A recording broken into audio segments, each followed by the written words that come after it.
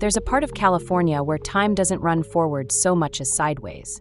You've probably passed it and not even realized the long stretch of nothing that unspools between Los Baños and Bakersfield.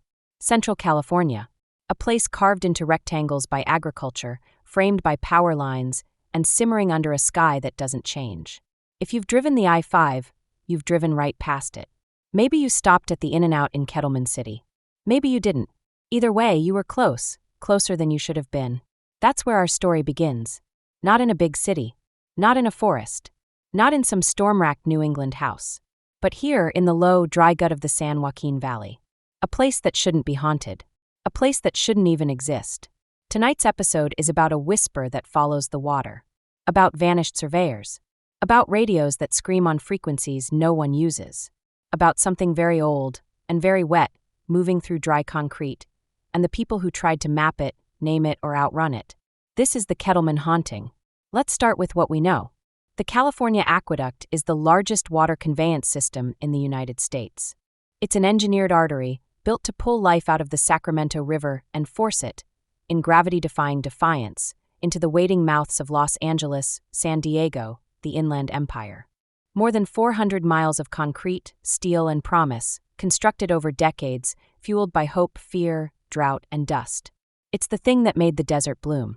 And no one really talks about what's underneath it. No one talks about Kettleman. Now, don't let the name fool you. Kettleman City isn't a city. It's barely a cluster. A few gas stations, a food truck, a low elementary school, and a smattering of trailers and mobile homes that dot the flats like exhausted punctuation marks. The entire population hovers around 1,200 people. It has no police department. Its water supply, ironically, is contaminated. And if you ask a local about the aqueduct, most of them will change the subject. Some will mention the smell, a kind of metallic wetness that hangs in the air even when the aqueduct's dry. Some will tell you about the blackouts, that streetlights dim, that microwaves reset themselves around 3:13 in the morning. And if you press them harder, if you earn their trust, one or two might tell you about the voices, about the bones, about the old surveyor who still walks the siphon gate at night with no headlamp, about the splash you hear behind you when you're alone near the concrete walls, about the knocking on the valve that comes from the inside. When I first heard about Kettleman, it was from a trucker on a ham radio repeater outside of Patterson. He said, "Stay off the Aqueduct Road. Something lives in the dry pipe. It only wakes up in July." I laughed. At first. Then I started digging. Into news articles. Water management reports. CB archives. Paranormal call-ins. Forgotten podcasts. I found names. Dates. Audio clips that were corrupted, but carried something I can only describe as wet. And then I found a story too complete to be coincidence. Too strange to be made up. And too consistent to be ignored. What if the aqueduct didn't just carry water? What if it carried something else? A presence. A shape. A movement that doesn't belong in sunlight or silence, but slithers through valves and pressure cycles. What if concrete can be haunted, not by ghosts but by something we built over, that never really left? That's what this episode is about. The Kettleman Haunting isn't a single story. It's a timeline of disjointed warnings. It's maintenance logs that end in unfinished sentences. It's the loss of pressure at the same valve gate on the same day every year. It's the man who vanished after playing a transmission he never should have recorded.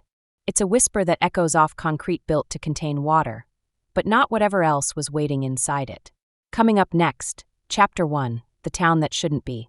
A forgotten city, an unfinished dream, and 3 men who vanished into a conduit that was never connected to anything. But something came out. Stay with us. Chapter 1, The Town That Shouldn't Be. There's no reason for Kettleman City to be here. Not geographically, not agriculturally, not economically, and certainly not historically. It's a mistake, a punctuation mark at the bottom of a bureaucratic memo that no one bothered to erase. But in 1923, it was supposed to be the future. A promised place, an inland hub for what the California State Reclamation Board once called the New Water Republic. The plan was drafted in Sacramento by the Department of Water Development and Survey. Kettleman Junction, as it was called then, would sit at the proposed convergence point of 3 water routes: the Delta Conveyance Spur, the South Kings Collector, and the Tulare Intake Valve. It was going to be modern, grid-planned, sanitary, civilized, a model for future valley settlements. But none of the canals ever made it there. Construction began anyway, because sometimes the money's already been allocated, and halting a project costs more than building it. So they poured concrete, laid rebar, shoved conduits into dry earth, and told themselves the flow would come. They brought in engineers, contractors, immigrant laborers from Jalisco and Watsonville. For a few years, it looked like Kettleman might actually happen. Then, in the summer of 1926, it stopped. The official line was funding delays, litigation over water rights, a political shakeup in the Reclamation Board that saw 4 resignations in 3 months. All of that is true. But there's another story, one buried not in books or archives, but in whispers, unscanned memos, and faded field reports buried in private collections. It starts with a collapsed conduit segment. Segment C. According to the Bureau of Reclamation's internal notes, most of which have vanished from public records, a crew of 6 entered the unfinished tunnel on July 12 for standard pressure integrity checks. Only 3 came out. The rest? Gone. No bodies recovered. No accident reports filed with OSHA, because OSHA didn't exist yet. The names of the missing appear in only one surviving document, an unsigned hand-typed memo from field engineer Wesley M. Wharton. The memo reads, July 12, 26, Delta Junction Test Entry 03, Surveyors H. Messing v. Pena and Bledsoe, assigned to Segment C for pressure drop measurement. Noted anomalous backflow despite static gate status. Contact lost at 3:14 p.m. Emergency recall issued. Segment evacuated. Audible resonance noted at 3:17. Not seismic. Tone described as hollow pulse in wrong direction. No visual confirmation of team post-event. Then blank space. Just a faded 30 at the bottom of the page. It's the only mention of Bledsoe anywhere. No first name, no census data, no family, just a surname in parentheses. Like even the memo wasn't sure he was real. The original document was donated to the Kings County Historical Society in 1988 by Wharton's niece, along with a crate of other personal effects. Most of it was mundane, letters, receipts, topographic maps. The memo was catalogued as Item 042CB. In 2009, it went missing from the archives. I spoke with the Society's curator, a woman named Gina Calles. She told me that someone from the state had come in and requested it for preservation scanning, but never returned it. No record of the transfer exists. The incident was never investigated. There was no press coverage, just a slow fading of interest in Kettleman Junction. The town site was abandoned by the end of 1927. The concrete conduits were filled with sand and backfilled. 2 were capped with gravel. The third, Segment C, was never sealed. It remains open, deep under the current path of the aqueduct, unmapped, undocumented, and unacknowledged. And it's not on any official hydrological diagram. But it exists. How do we know? In 1994, a DWR inspection crew ran a sonar pulse through the area to model ground integrity for a proposed bypass. They logged an unidentified cavity, measuring 8 feet high and over 120 feet long, partially flooded, located directly beneath the Laurel Avenue siphon gate. The file, Cavity Report Number 9418, was marked Do Not Pursue. Its only note was a short sentence. Segment C backflow presence confirmed. Recommend no further intrusion. So what happened in July of 1926? Why do the records vanish? And what was it that engineer Wharton described not as a tremor or a collapse or an echo, but as a pulse? Something was moving, and it wasn't water. Coming up next, Chapter 2, The Static Calls. The airwaves don't lie. When CB radios in Kettleman started bleeding voices in 1978, the town dismissed them as heat stroke and coincidence. But the timing? The phrasing? The sound of water in a place that was dry? It wasn't random. It was a warning. Stay with us. Chapter 2, The Static Calls. Lonnie Stotz wasn't a conspiracy theorist. He was a ham radio guy, a signal chaser, a former Navy technician with a homemade antenna tower and an unhealthy love for vacuum tubes. He lived alone in a trailer just west of Kettleman City, not far from the aqueduct, where his porch overlooked nothing but dry earth and a looping stretch of service road that no one used after dark. Most nights in the summer of 1978, Lonnie sat at his rig, tuned to Channel 11, and just listened. That year was dry. Hot. Fresno hit 111 in early July. Out in Kettleman, it was worse. The canal had been drained for repairs. The ground cracked open like bad porcelain. And then the voices started. The first came through at 3:13 a.m. On July 3rd. A soft carrier hum, low and strange. Lonnie's logs, which still exist in a storage box maintained by his granddaughter, mark the moment with an underline. Open frequency. No call. Garbled voice beneath tone. Phrase sounded like, "Get out of the trench, he's watching." Then pulse. Felt it in teeth. He'd experienced weird transmissions before. Sunspots, tropospheric ducting. But this didn't sound like propagation. It didn't fade in and out, it just appeared. Like it was coming from inside the equipment. That night, Lonnie unplugged everything and sat in the dark. Amanda, his granddaughter, remembers waking up to find him in the kitchen, barefoot, whispering, "He's back in the pipe." On July 6th, he caught another signal. This one he taped reel-to-reel, standard speed, mono input. Amanda digitized it in 2006 and uploaded it to a now-defunct website called modtonecb.org. The file's been shared a few times since, mostly on forums for fringe radio enthusiasts. It's barely intelligible. Muffled. Wet. A voice, male maybe, says, "You said they'd close the valve." Then, he still breathes. A splash follows. Not static. A splash. Like a boot stepping into ankle-deep water. For 7 seconds, there's silence. Then something, unmistakably human, starts breathing into the microphone. The tapes weren't the only evidence. Other operators began reporting interference around the same time. Ricky Flatbed DeWitt, a tomato hauler from Merced, claimed that his rig shut down near the Kettleman siphon just after 3 a.m. On July 9th. No dashboard lights. No power. No brakes. When the truck came back online, he was 2 exits farther than he remembered. His CB was tuned to 29.67 MHz. His dash clock read 3:13. Flatbed stopped using that route after that night. Lonnie died on August 2nd, 1978. The coroner said heat stroke. But the trailer's power was on, the air conditioner functional.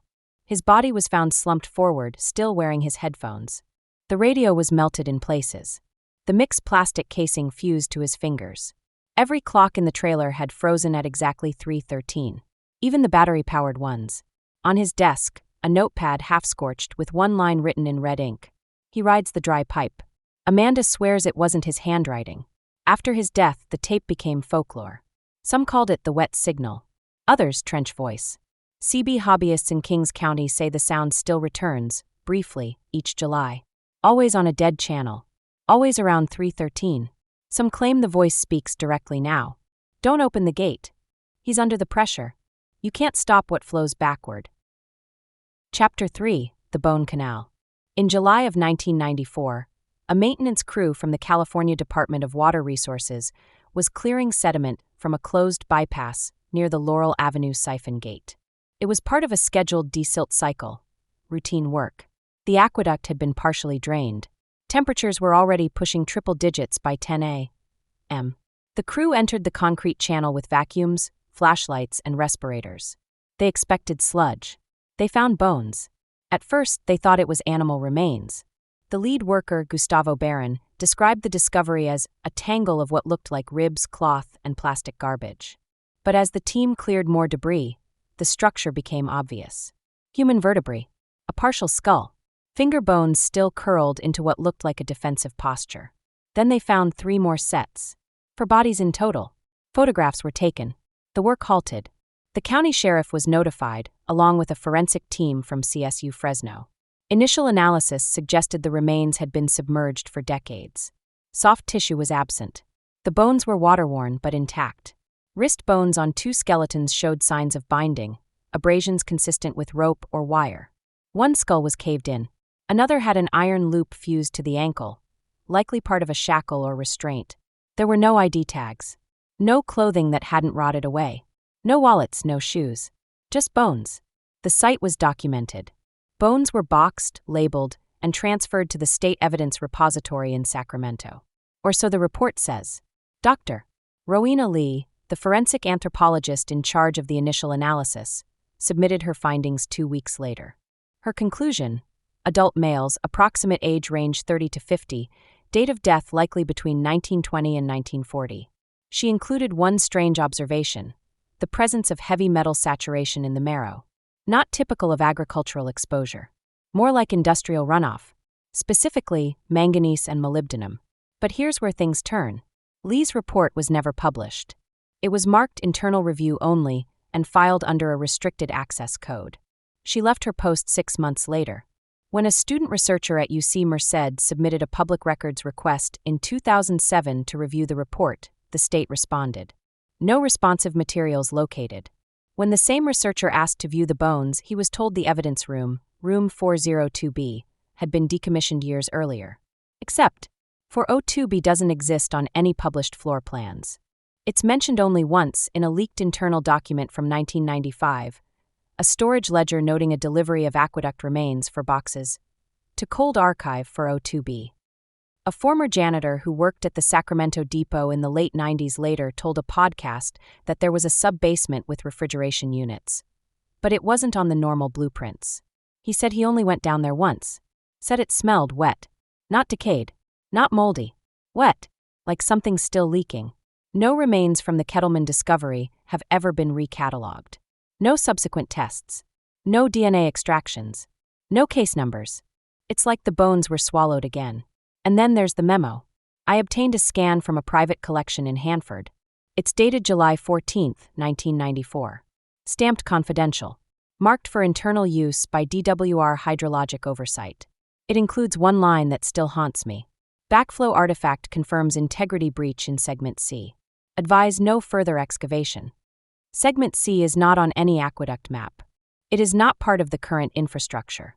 But it matches the location where the bones were found, just under the Laurel Siphon Gate, in a buried portion of the original 1920s conduit system. The same place where 3 surveyors vanished in 1926. And still, there's no mention of this in any public record. No news coverage. No missing persons bulletins. No follow-up from CSU. Just silence. Some locals claim the bones were cursed. That construction crews who found them developed strange symptoms, chronic migraines, auditory hallucinations, bleeding gums. No medical records confirm this. But one name surfaces more than once. An inspector named Raul Silva. Silva disappeared in 1995. His badge was found in the Aqueduct Basin, wedged in a service ladder. Scratched into the back of the plastic ID card was a single sentence. He was waiting in the dry. Chapter 4, The Last Transmission. Clarence Hart was never a believer. He was a telecom nerd, a shortwave purist, and an open skeptic. His podcast, Local Frequencies, was a minor success in the ham radio scene. A biweekly show focused on signal propagation, hardware mods, pirate bands, and atmospheric anomalies. It was technical, grounded, and unapologetically dry. No ghost stories. No conspiracies. Clarence didn't do weird until he found the Kettleman tone. In the summer of 2011, several listeners began writing in about a strange signal appearing on 29.67 MHz, an old 10-meter band, rarely used and mostly ignored. The reports were always the same. Short pulses of white noise followed by fragments of what sounded like speech. But the speech wasn't modulated like typical radio traffic. It was layered, like a voice buried inside the carrier wave itself. Clarence dismissed it at first. Likely a distorted reflection, maybe bleed from nearby industrial equipment. But when he tried to replicate the anomaly, he got nothing. No signal. No carrier. Until July 13th. That morning, he drove down to Kettleman with a portable rig, Yaesu FT857D, loop antenna, field recorder. He parked on the old access road, just west of the aqueduct. The weather was clear. The canal was dry. At 3:13 p.m., his rig picked up the pulse. 3 short bursts. Then silence. Then the voice. The audio was first played publicly on Local Frequencies episode 97, titled strAInge Carrier, Central Valley Incident. Clarence's intro was brief, almost rushed. He apologized for the file quality. He claimed it was untouched. The tape begins with a hum. Not electrical. A mechanical hum, like pressure inside a sealed chamber. Then faint speech. You think it's dry because it doesn't shine. The voice is male. Calm. Unnatural. He rides the flow when it's hollow. When it's wet, he breathes. Then something chilling. Clarence. Stop talking. There's a beat. You can hear Hart breathing. The mic crackles as he shifts in his seat. He doesn't say a word. Then the recording ends. 2 days later, the episode was gone. Removed from the podcast feed. The website redirected to a blank page. All social media accounts were deleted. Clarence stopped answering calls and emails. On August 3rd, Kings County deputies found his car, a black Subaru Outback, parked at the same spot along the canal. Inside, his equipment sat neatly packed. Nothing disturbed. His field recorder was missing. In the center console, a sealed Tupperware container was labeled in Sharpe. Tone Gen, 29.67 MHz only. It was empty. No fingerprints. No signs of struggle. Clarence was gone. Officially, he's classified as a voluntary missing person. But if you talk to those in the amateur radio scene, they'll tell you different. One user on a forum called Loop Skip posted a month later. That signal didn't bounce. It was generated there. I heard the same voice. Same words. Different name. Another claimed that every year on July 13th, if you tune to 29.67 near Kettleman, you'll catch it. A low hum, a voice in the static, and sometimes breathing. A Redditor claiming to be a DWR subcontractor posted an image allegedly taken with an FLIR thermal camera the following July. It showed a heat signature shaped like a human torso crawling up the inside wall of the siphon gate, on the dry side. The account was deleted within hours. The photo has never been verified. In 2019, Clarence's cousin received a voicemail from an unlisted number. The recording lasted 12 seconds. I'm below pressure now. I don't speak for myself. He speaks when the pipe's empty. The call originated from a repeater near the Laurel siphon. When the cousin tried to redial, the number returned a dead tone, 29.67 MHz. To this day, no one has explained where Clarence's heart went. No body. No further messages. Only a closed case file and an audio clip that most believe is faked, except those who've heard the same voice say their name. What rides the aqueduct isn't a ghost. It's something stranger. Something built into the system now. Something that learned to use pressure as language. And if you're listening on the wrong frequency at the wrong time, it just might learn your name too. Chapter 5, The Aqueduct Murmurs. To most Californians, the state water project is invisible. Pipes buried beneath farmland, canals running straight as arrows along highways. You don't think about the engineering. You don't think about the sluices and gates and siphons and junctions that breathe life into cities hundreds of miles away. You just know that when you turn the faucet, the water comes. But in Kettleman, they listen to what comes before the water. In 2020, a Department of Water Resources inspection team was dispatched to the Kettleman siphon following a series of pressure anomalies. The aqueduct was dry for maintenance. No flow was expected, and yet, gate sensors were registering fluctuations in internal pressure, as though water were moving upstream against gravity. That's not supposed to happen. The gate was shut, the valves locked. Still pressure rose then fell. One technician recorded what he called atmospheric vibration, a subsonic hum emanating from within the sealed segment. He described it as a kind of low moaning, mechanical, like something pressing against the inner walls of the pipe. He requested a second technician enter the chamber to confirm. They refused. Across town, residents reported blackouts, short ones, seconds long, just enough to make clocks reset, to kill Wi-Fi routers, to set radios hissing. All around 3:13 a.m. That time again. In the days that followed, several workers along the aqueduct corridor between Kettleman and Stratford refused to enter segment 42C. One of them, who asked not to be named, said, "There's something in there. You can hear it breathing." That same technician claimed he saw the water move, despite the channel being dry. Not ripple. Move. Like something heavy was crawling beneath the concrete. But the murmurs go back further. In 2016, two Caltrans surveyors running an erosion scan on the west embankment near the Laurel Avenue siphon noted infrared distortions inconsistent with solar gain. That's bureaucratic shorthand for heat signatures where there shouldn't be any. The signature appeared humanoid. Oval head, shoulders, elbows, crawling. When asked for follow-up, the Department of Fish and Wildlife denied involvement and reclassified the image as false positive due to thermal bloom. But the operator who processed the scan posted anonymously on a now-defunct forum. That thing was warm. It moved with intent. I watched it shift positions over 3 frames. Whatever it is, it's waiting. Maintenance crews started calling it the swimmer. A joke at first, then a pattern. Every July, the same things happened. Power drops, audio interference, splashes in dry concrete channels, valves that wouldn't stay closed. One hydrologic engineer recorded a service ticket where the Laurel West Gate valve opened 2.3 degrees, uncommanded, despite the system being in lockdown. He ran a full systems diagnostic. No error codes. No signal leaks. No pressure override. His handwritten note in the margin? Opened from the inside? In 2021, a shortwave listener from Coalinga recorded a signal bleed at 29.67 MHz. His wife heard it first, a soft knocking coming from the radio speaker, slow, rhythmic, then accelerating. When he tuned in, the knock stopped, replaced by static. He played it back that night and heard a whisper in the recording. "Don't let it through the gate." No one else could hear it. He burned the tape.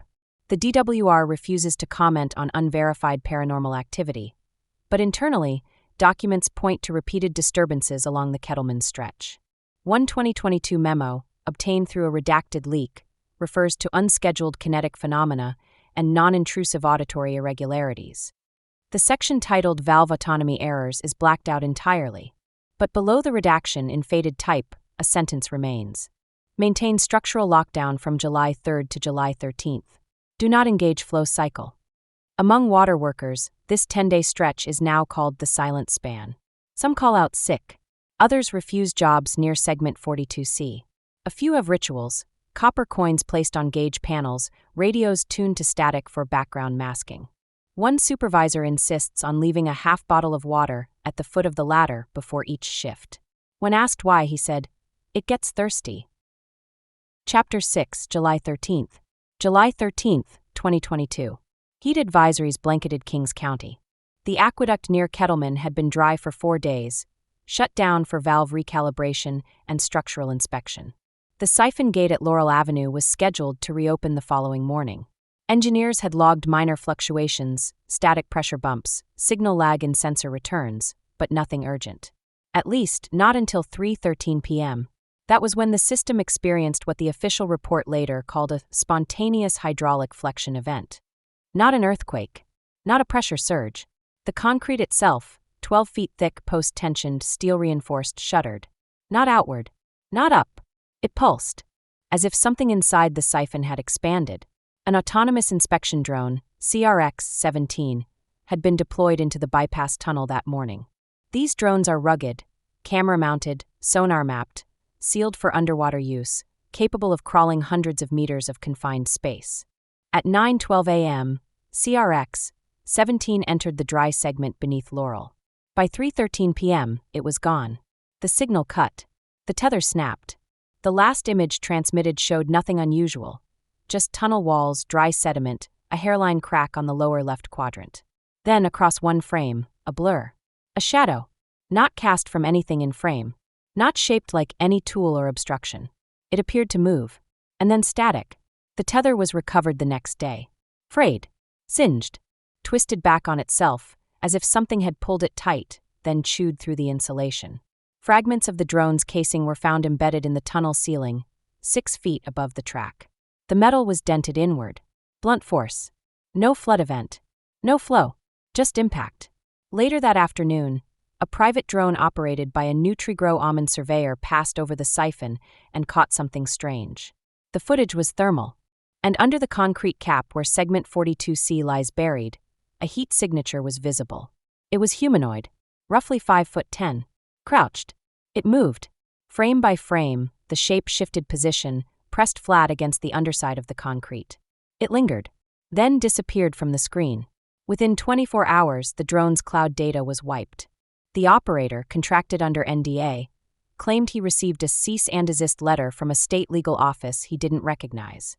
Meanwhile, back in Kettleman, phones started ringing. Not cell phones. Landlines.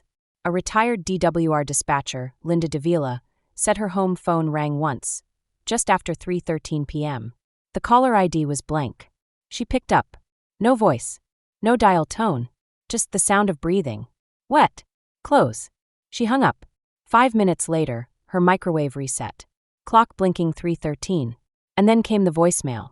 A local ham operator, Greg Farnes, reported that he'd received a message on his repeater inbox. The recording lasted 13 seconds. The voice was male, low, gurgling like speech through water. He isn't buried. He isn't sealed. He isn't sleeping. Then a splash. Then, don't open the valve. The next morning, a DWR supervisor found something on the ladder leading into the western control chamber. A copper coin. A 1926 wheat penny. Perfectly clean. Its surface was warm to the touch. There is no explanation for where it came from. Segment 42C has since been welded shut. Weld lines aren't listed in the maintenance database. The area is simply marked decommissioned. No further entries have been made into the valve log. But water workers still talk. They say the pressure still fluctuates. They say the pipes sometimes thrum at night. They say the concrete moans. And every July 13th, the access roads near Laurel are barricaded without notice. No explanation. No permits. Just orange cones. A few bored-looking sheriffs. And nothing moving except the air. What lives beneath Kettleman isn't a ghost. It isn't memory. It isn't a curse from the past. It's a stowaway. A presence that learned the infrastructure. Something that made the siphon its nest, its channel, its cathedral. We built a circulatory system through the dry skin of the state, and something began to ride it. You can close the valve. You can drain the canal. But when you've opened the way once, something always remembers the path. And sometimes when the channel is dry, it breathes. Until next time, stay safe, stay curious, and stay strAInge.